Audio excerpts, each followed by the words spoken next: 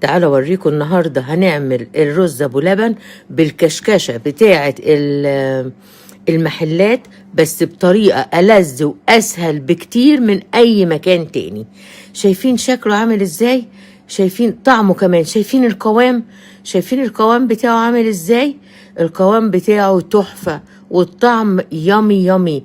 ممكن تزيني بمانجا، ممكن تحطي مكسرات، ممكن تحطي جوز هند. التزيين ده بتاعك انتي.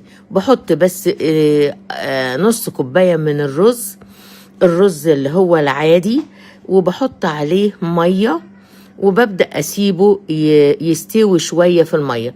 أنا بسويه شوية في المية علشان ما يعملش الطبقة البنية اللي في الحلة وبتبقى مش حلوة.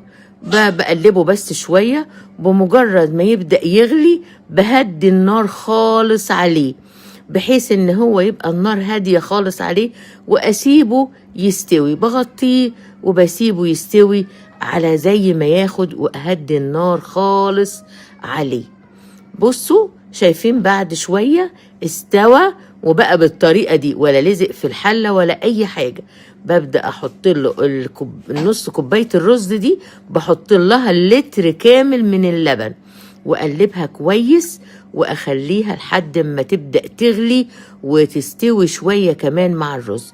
بحط لها كوباية سكر.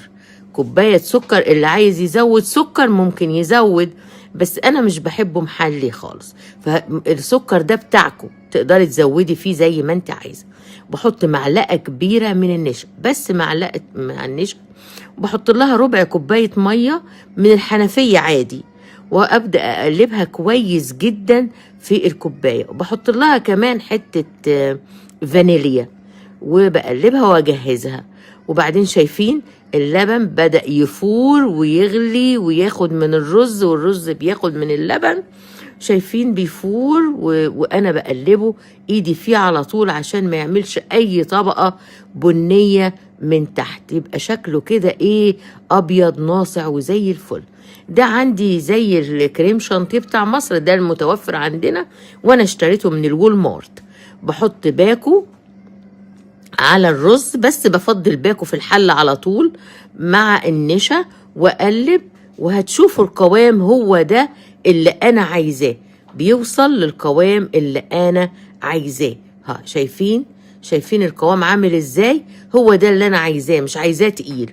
وشكله حلو وطعمه يامي يامي يامي، طعمه حلو خالص، بألف هنا.